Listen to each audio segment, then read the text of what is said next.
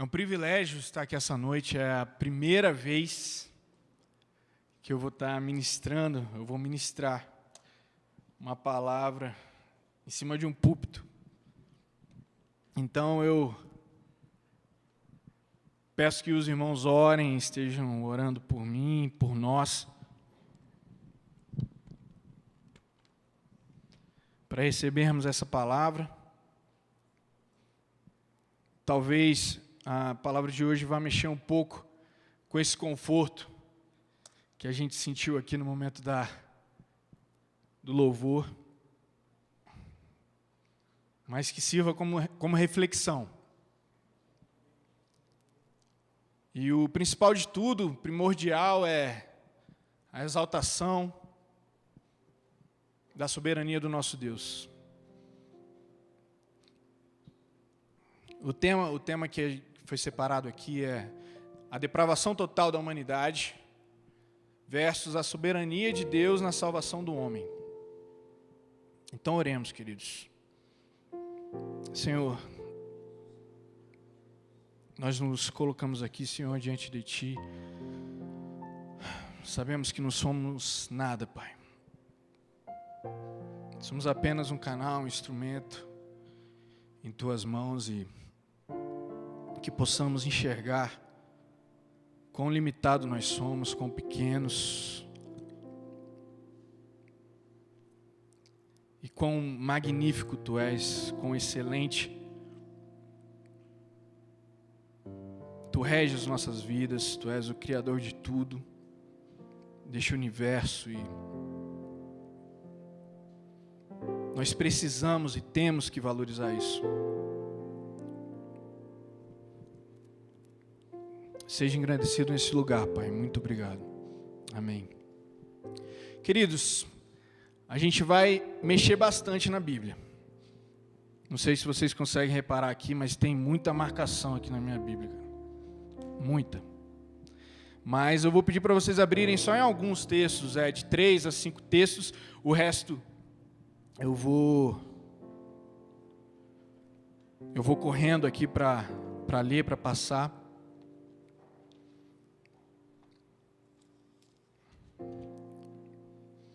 E eu preciso muito da ajuda do computador aqui para me lembrar bastante.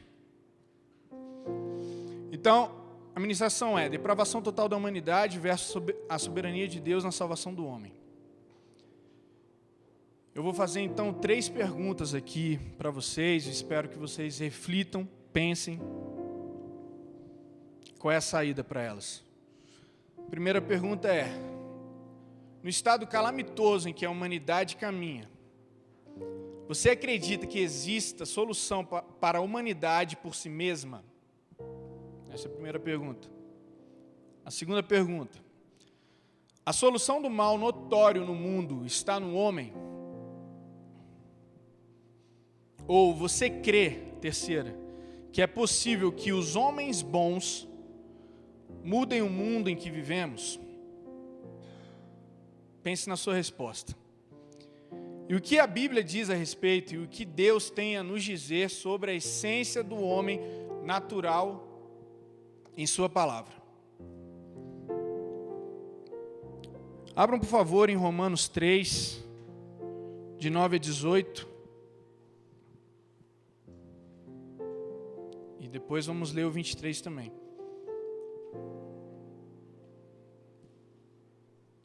Romanos 3, de 9 a 18.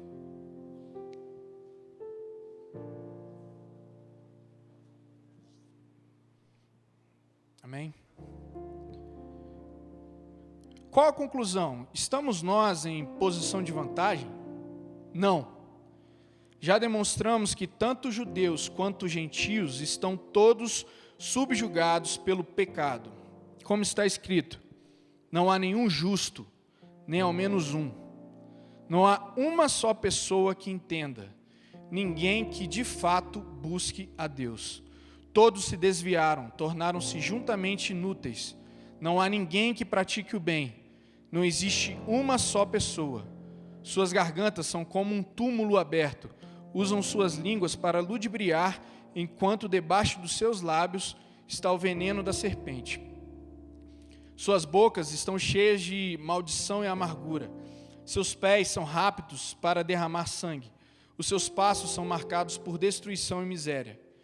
Não conhecem o caminho da paz. Consideram que é inútil temer a Deus. Consideram que é inútil temer a Deus.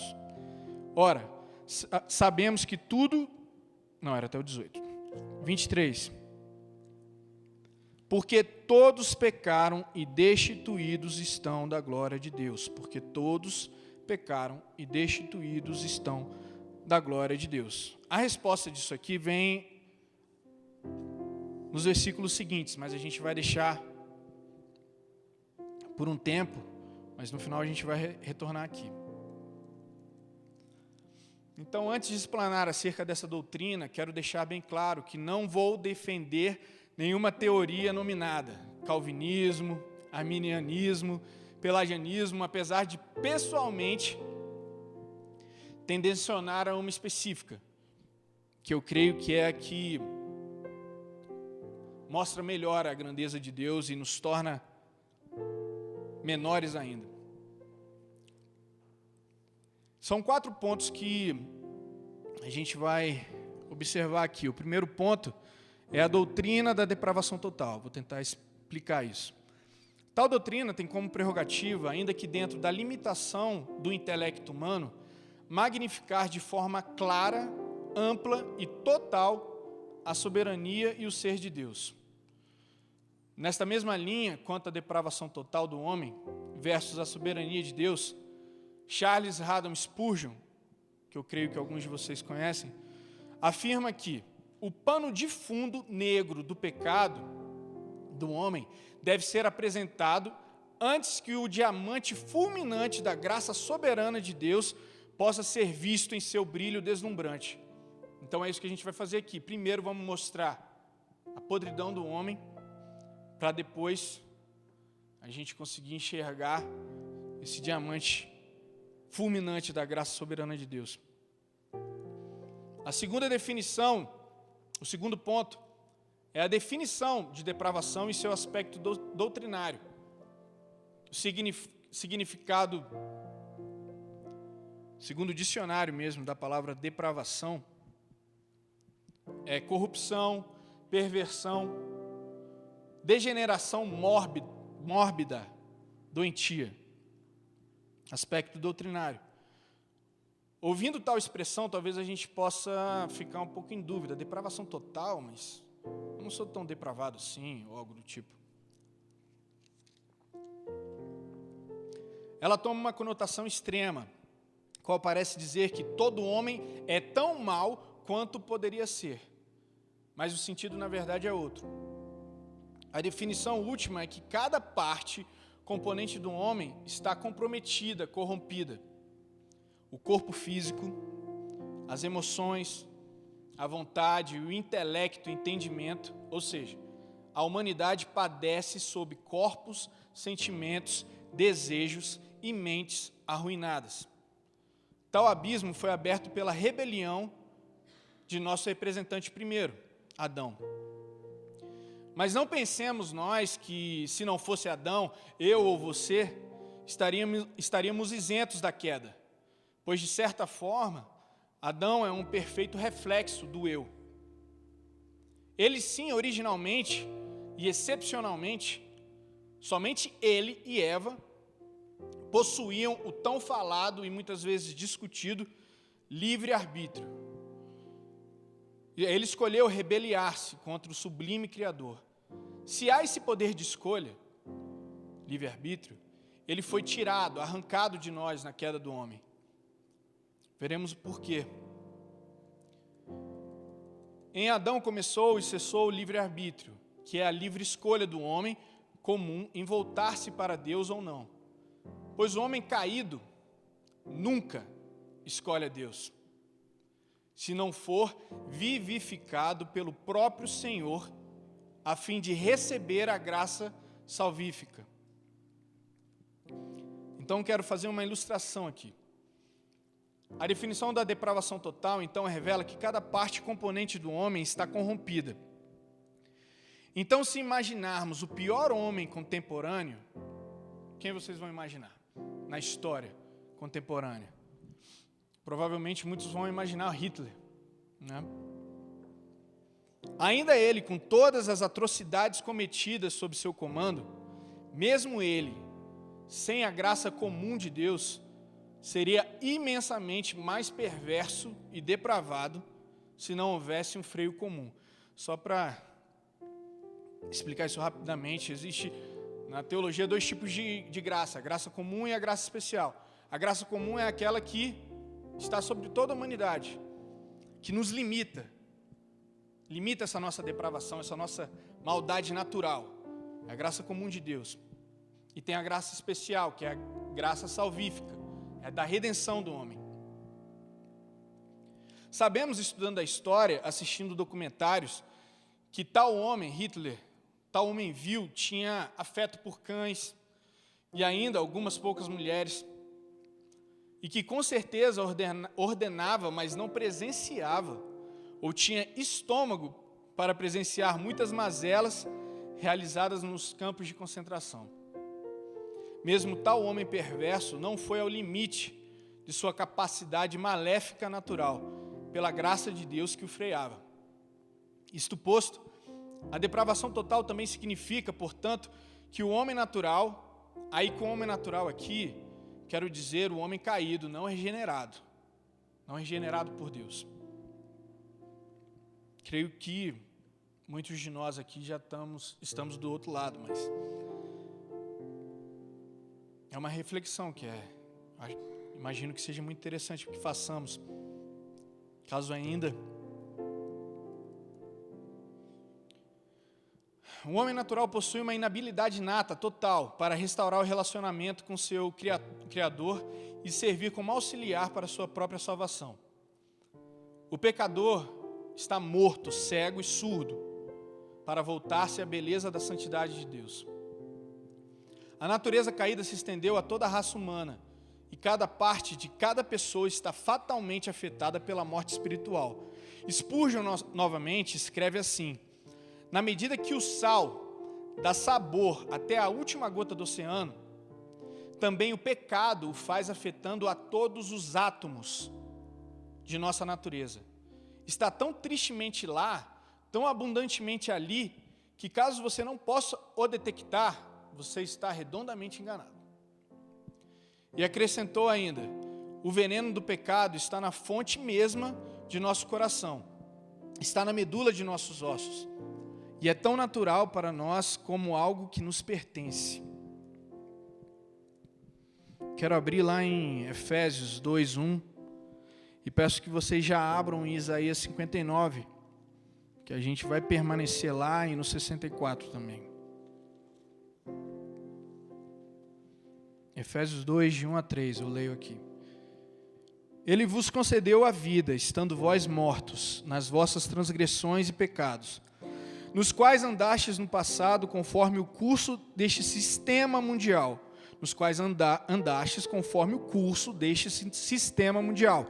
Isso é bem atual. De acordo com o príncipe do poder do ar, o espírito que agora está atuando nos que vivem na desobediência. Anteriormente, todos nós também caminhávamos entre eles, buscando satisfazer as vontades da carne, seguindo seus desejos e pensamentos.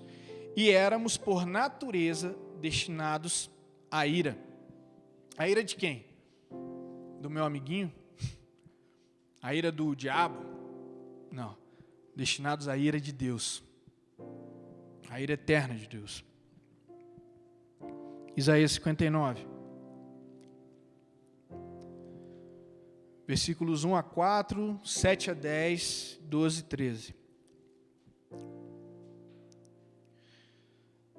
Não, o braço forte de Yahvé não está encolhido que não possa alcançar-nos com a salvação, nem o seu ouvido está tampado que não possa ouvir. No entanto, são as vossas maldades que fazem separação entre vós e vosso Deus.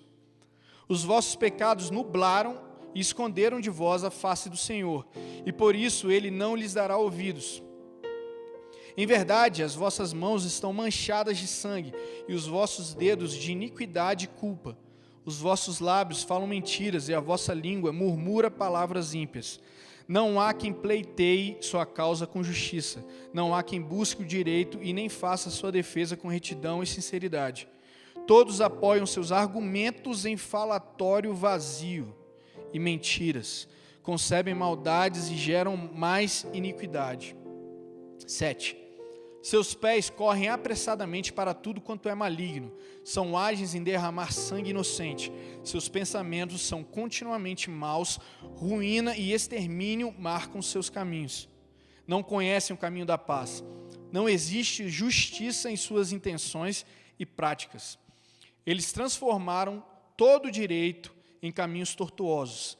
Quem andar por eles jamais verá a paz. Por esta razão, a justiça está muito longe de nós, e a retidão não consegue nos alcançar. Buscamos e procuramos por ela, mas tudo são trevas. Ansiamos encontrar a claridade, mas caminhamos sob densas sombras. Como aqueles que não podem enxergar, andamos tateando o muro, apalpamos como os cegos buscam o caminho. Mesmo sob a luz do meio-dia, tropeçamos como se fosse noite. Entre os fortes somos mais que fracos.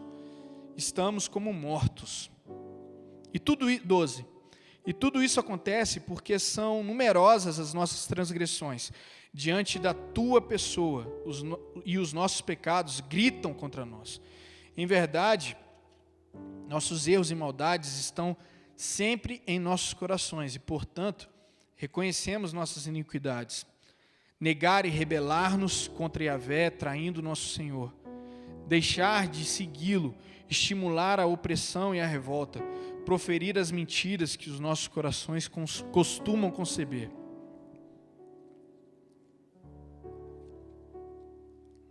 Vemos aqui que o homem natural está morto de seus delitos e pecados. Um outro texto que é bom como referência, depois vocês estudam, é Ezequiel 37, que fala do vale de ossos secos. A gente pode visualizar dessa forma. O homem natural, não regenerado, não passa de ossos, que não serve para nada, não ouve nada, não tem vida. Mas nesse texto, o Senhor chama o profeta para profetizar, para que haja vida nesse vale de ossos, onde os tendões, a carne, as veias se formam e aí a vida. A inclinação natural é sempre para o pecado.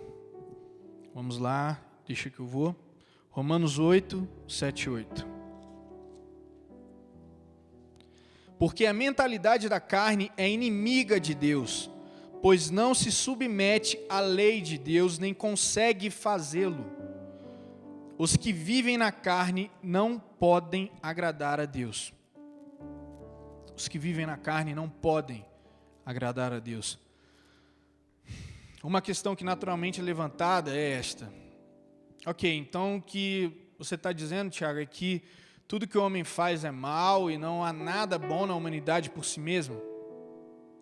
E todas as coisas boas que diuturnamente fazemos, presenciamos e é noticiado no mundo? Hospitais, orfanatos, ONGs, ajudas humanitárias em tempo de guerra, em desastres naturais, as nossas amizades, etc. E quanto a essas últimas, não há valor nenhum aos olhos de Deus? Bem, se formos medidos pelo padrão divino, não sobra nada, absolutamente. Não no homem natural. Se não, vejamos lá em Isaías 64.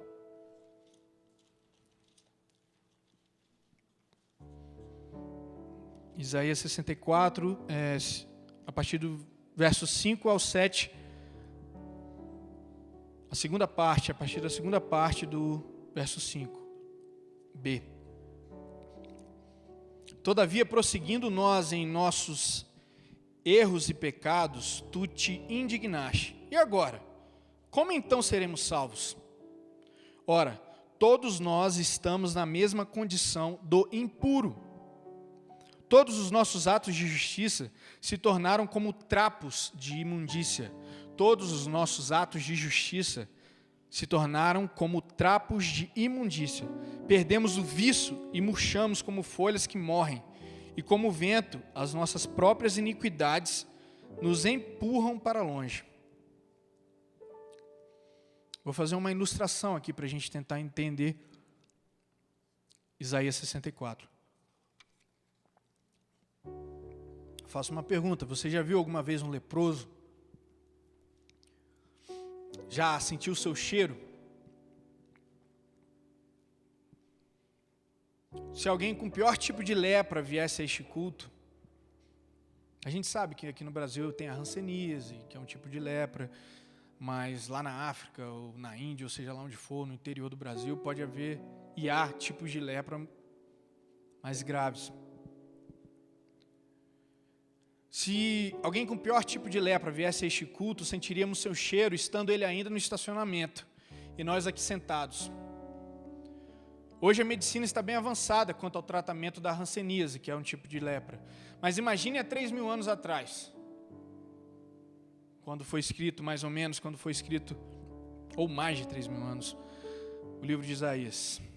E se não tivéssemos hoje tratamento para tal doença? Sua carne estaria podre, com fluidos corporais, pus e sangue. Quando o profeta Isaías disse que somos como o impuro, essa é uma ótima comparação para nos colocar neste lugar diante de Deus. Suponhamos então que com uma compaixão piedosa, algumas pessoas aqui se solidarizassem com o pobre homem e em função de tratá-lo amorosamente, vão ao Shopping Guatemi, por exemplo, na loja mais cara de Brasília, e compram o melhor tecido, da seda mais fina que possa haver, a fim de envolver o leproso e dar-lhe uma aparência digna. Depois de cobrirem o homem, vão lá e compram essa seda e voltam. Depois de cobrirem o homem da cabeça aos pés com esta seda caríssima, aqueles que fizeram isso dizem: pronto, está feito. Olhem o que fizemos. Salvamos o dia deste homem. Nós o tornamos apresentável. Como somos piedosos e solidários. Todavia, antes que terminem tais colocações presunçosas, a seda mais fina que repousa sobre aquela carne completamente ferida, logo, apenas em poucos instantes, que toca a pele, revela a doença, os sintomas daquela carne, tornando-se tão vil, manchada e corrupta quanto o próprio homem. Eis aí o porquê de nossas melhores obras serem como trapos imundos diante de Deus. Rapidamente, ali em Salmos 14, de 1 a 3, diz o tolo em seu coração: Deus não existe. Todas as suas atitudes são corruptas e abomináveis. Não há um que faça o bem. Dos céus o Senhor se inclina sobre a humanidade para ver se há alguém que tenha juízo e sabedoria, alguém que busque a Deus de coração. Todos se desviaram, igualmente se corromperam. Não há ninguém que faça o bem. Não há um sequer. Porém, voltando ao questionamento anterior, conjecturemos. Bem, mas aos olhos dos homens, é claro que há muita ação boa. A gente vê isso. Não tem como negar. Sim, mas o crédito dessas boas obras, tidas como boas obras, nunca deveria ir para quem as pratica, mas para aquele que é digno de receber todo o crédito. Portanto, não deixe de realizar ações consideradas boas, mas com um fim especificamente santo. Todos os nossos atos devem ser para glorificar a Deus em fé. Aí haverá satisfação real em nossos atos. O único digno de total crédito é o Senhor.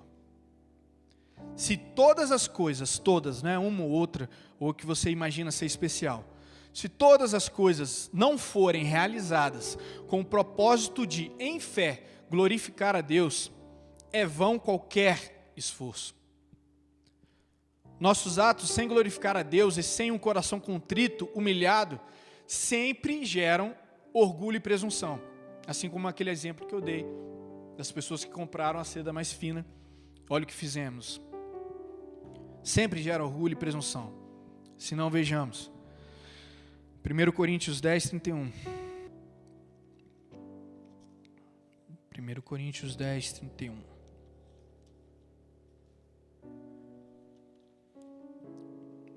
Lá ele nos diz para glorificar a Deus em tudo que fazemos. Assim, seja comendo, seja bebendo, seja fazendo qualquer outra coisa, não é uma ou outra coisa, qualquer outra coisa. Fazei tudo para a glória de Deus. Romanos 14, 23.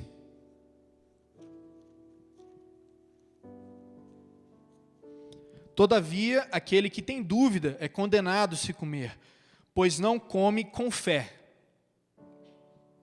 E tudo o que não provém da fé é pecado. Glorificar a Deus em fé. Tudo que não provém da fé é pecado. E lá em Hebreus 11, é uma passagem já conhecida, muito conhecida. Hebreus 11, 6, que fala da fé. Em verdade, sem fé é impossível agradar a Deus. Portanto, para qualquer pessoa que dele se aproxima, é indispensável crer. Portanto, para qualquer pessoa que dele se aproxima, é indispensável crer que ele é real e que recompensa todos quantos se consagram a ele. Vamos deixar de lado essa questão da recompensa um pouco, porque só de glorificá-lo isso já é maior do que qualquer outra coisa. Então, é uma fé na pessoa santa e excelsa de Deus. A fé na fé por si só, ou a fé em outro qualquer ser ou objeto, é apenas uma expressão de força de vontade ou inócua crendice, sem valia nenhuma. Esclarecido aqui então nossa total incapacidade de realizar boas obras sem um fim em si santo. O terceiro dos 4 pontos é a incapacidade e inabilidade do homem voltar-se para Deus. João 3, 19 e 20.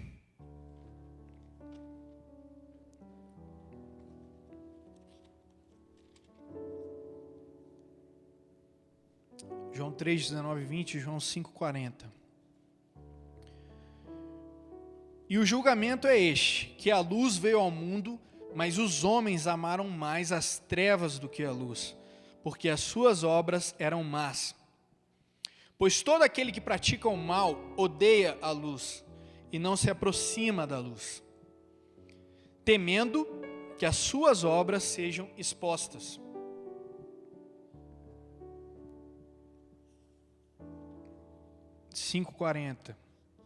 João 5,40. Todavia, vós não quereis vir a mim para terdes vida. Como um morto vai ter vontade? Faz sentido até. O Evangelho de João trabalha com questões dualistas, opostas entre si. 2 exemplos: luz versus trevas. Luz, Cristo; trevas, condição caída do homem. E vida versus morte. Vida, regeneração em Cristo. Morte, condição da permanência no pecado. A luz é a encarnação da palavra, Cristo Jesus. A luz do mundo é a revelação de Deus e a objetivação da santidade e pureza divina. Naturalmente e intrinsecamente, o homem caído natural rejeita a luz e ama as trevas, pois suas obras são más e nas trevas tais obras permanecem escondidas. O homem natural aborrece e não vai para a luz, temendo que suas obras, que são más, sejam expostas e reprovadas. Naturalmente, então, mortos e em trevas, não querem e até mesmo não podem ir a Cristo para ter vida. Quarto ponto. E último. Mas esse aqui a gente vai ficar um pouquinho só, um pouquinho mais. A soberania de Deus na salvação do homem. Defendo aqui o conceito de monergismo. O que vem a ser monergismo? Significa que a salvação é um ato unilateral de Deus, totalmente independente da vontade já declinada do homem. Então, o ponto de partida deste último e precioso tema é: se você alguma vez, realmente, verdadeiramente, buscou a Deus, é apenas porque Ele o buscou e o chamou primeiro. João 6, 37 a 39.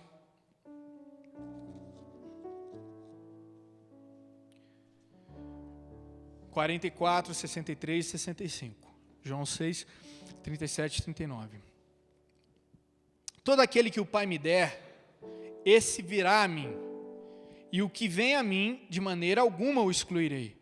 Pois eu desci do céu, não para fazer a minha própria vontade, mas a vontade daquele que me enviou. E esta é a vontade do Pai, o qual me enviou, que eu não perca nenhum de todos os que Ele me deu, mas que eu os ressuscite no último dia. 44. Ninguém pode vir a mim, a menos que o Pai, o qual me enviou, o atrair, e eu o ressuscitarei no último dia. 63, 6, 63 e 65. É o Espírito quem dá a vida, a carne em nada se aproveita. É o Espírito quem dá vida, a carne na morte não tem proveito algum. As palavras que eu vos tenho dito são Espírito e são vida. E continuou, 65. É por isso que eu vos tenho dito que ninguém pode vir a mim, a não ser que isso lhe seja concedido por meu Pai. A soberania divina na salvação é um tema importante no quarto evangelho, Evangelho de João. E essa atração é seletiva e eletiva. Ou então a negativa, que há no versículo 44 e no 65, ficaria totalmente sem sentido. Essa negativa, ninguém pode vir a mim se o Pai que me enviou não o trouxer. Em suma, a genuína vinda à fé nunca é no fim uma questão de decisão humana autônoma, mas sim da soberana vontade de Deus. Neste sentido, para explicitar passagens que parecem antinômios, porque no próprio Evangelho, em Paulo, a gente vê: vinde a mim, vós que estáis cansados e oprimidos. Parece uma ação nossa, nós tomamos a iniciativa. Então, nesse sentido, para explicitar essas passagens que parecem um paradoxo ou um antinômio, cabe a seguinte ilustração. Suponhamos que a humanidade caminhe numa estrada. Uns vão com mais pressa, outros mais lentamente, uns esbarrando em outros. E nesse caminho, talvez vocês já tenham até ouvido essa ilustração. Ao lado da estrada há uma porta. Imagine-a como quiser. Pode ser bonita, feia, grande, pequena, nova, velha. E no umbral da porta há uma inscrição, não muito fácil de visualizar. Portanto, é necessário aproximar-se da porta onde se lê: vinde a mim todos os que estáis cansados e oprimidos, e eu vos aliviarei. Mateus 11, 28. Então muitos se aproximam, leem a frase, desdenham e continuam na estrada. Vão embora. Mas outros tantos atravessam a porta e, ao entrar, olham para trás e visualizam a parte de dentro do umbral, onde lê-se a seguinte inscrição: ninguém pode vir a mim se o Pai que me enviou não o trouxer, ou não o atrair, como diz a King James. João 6,44. Ou seja, para nossa mente, sensações e emoções e entendimento limitado, nós mesmos tomamos o passo de fé para a salvação. Mas muitas vezes não percebemos que Deus, em sua soberania, graça e amor, nos tomou para si, em Cristo Jesus, antes mesmo da criação do mundo. Portanto, o que é a soberania de Deus? Jonathan Edwards afirma que a soberania de Deus é seu direito absoluto e independente de dispor-se de todas as criaturas e da criação de acordo com sua própria vontade, seu mero prazer. Não quero aqui analisar a responsabilidade humana nos seus atos, que necessariamente existe, sabemos que existe, e muito menos demonstrar um Deus tirano que dispõe da humanidade como se alma não tivéssemos. Veja que Deus é atemporal, Ele, portanto, não é preso ao tempo. E quero que percebam a magnitude desse alguém que sem sua ordem não poderíamos dar nem o próximo suspiro.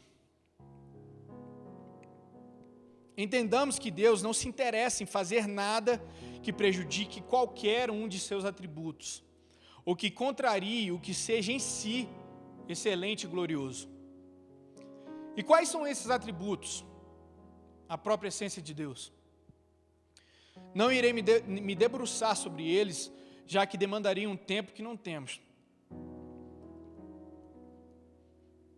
São eles os atributos de Deus. Deus é um. Deus é Espírito. É grande e perfeito. É eterno. É autoexistente e imutável. É onipotente, onipresente e onisciente. É santo. É justo. É a verdade e veraz. Veraz, que diz somente a verdade. Aquele que diz somente a verdade. É fiel, é amor. É criador e sustentador. É Senhor sobre tudo. É legislador. É juiz. Todos estes atributos encaixam perfeitamente, por assim dizer, na soberania majestosa de Deus. Há, portanto, aqui dois extremos opostos, quais sejam a presunção e o desânimo.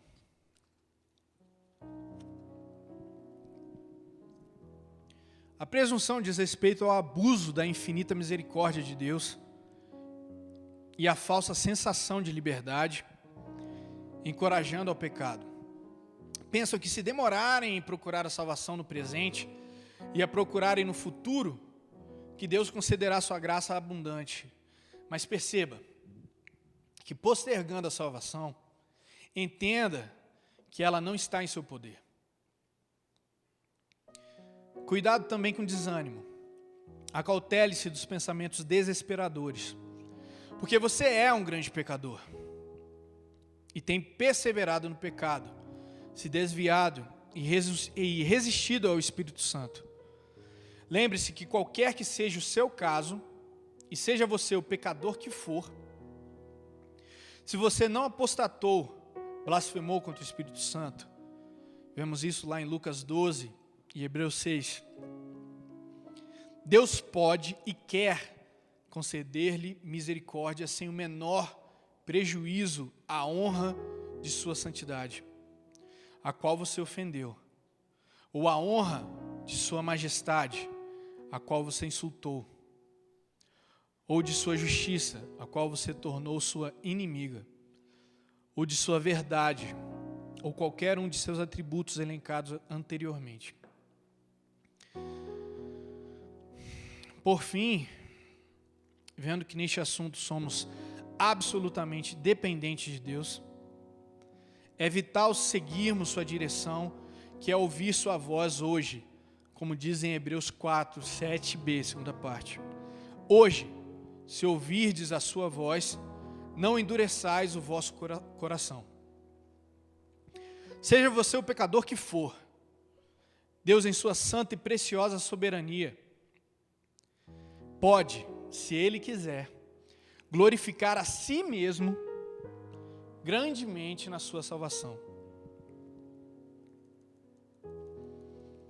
Abram comigo lá em Romanos 3, 23 a 26, que é o nosso primeiro texto, para a gente caminhar para a conclusão.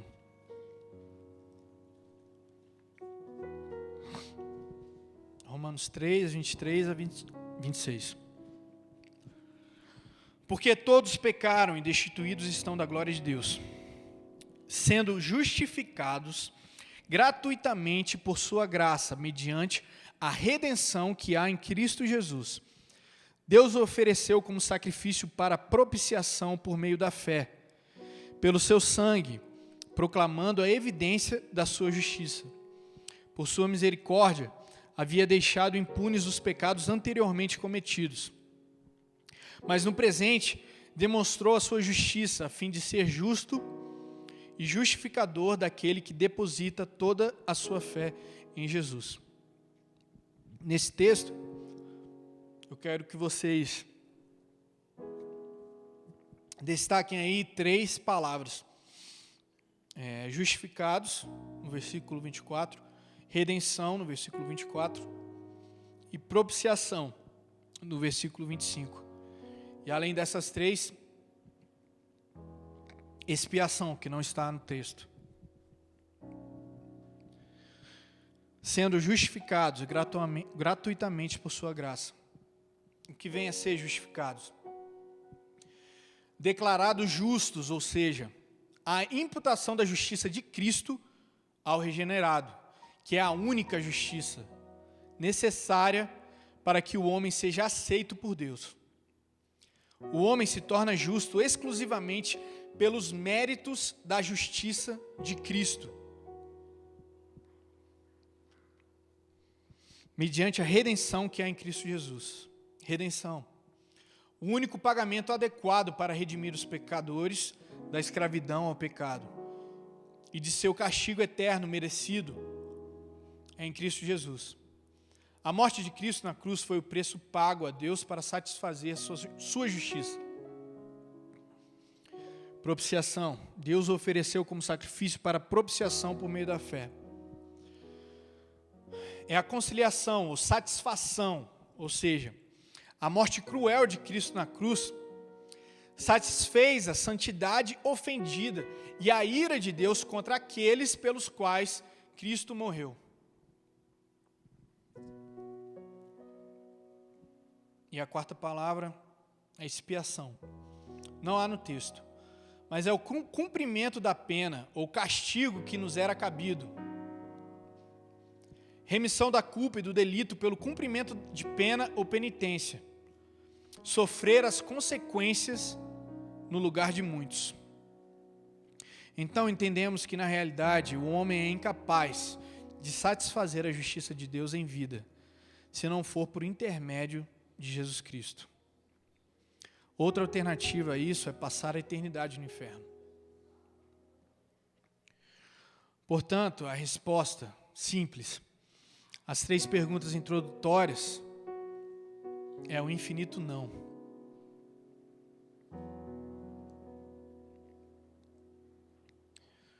Quais são essas perguntas? No estado calamitoso em que a humanidade caminha, você acredita que exista solução para a humanidade por si mesma? Não. A solução do mal notório no mundo está no homem? Não. Você crê que é possível que os homens bons, tidos como bons, mudem o mundo em que vivemos? Não.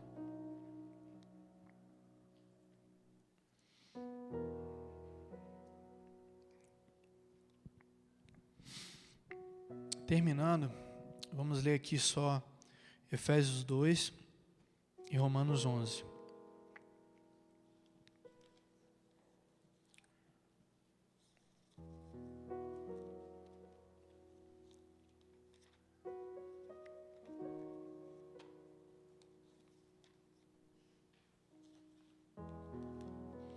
Efésios 2, de 4 a 10.